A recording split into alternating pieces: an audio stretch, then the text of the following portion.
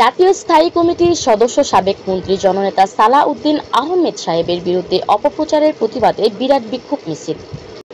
Ukhia কোর্টবাজার station চত্বরে উখিয়া উপজেলা বিএনপির উদ্যোগে এক বিরাট বিক্ষোভ মিছিল আয়োজন করা হয়েছে। আমাদের প্রতিনিধি সমীর রুদ্রর কক্সবাজার উখিয়া থেকে পাঠানো তথ্যচিত্রে থাকছে বিস্তারিত।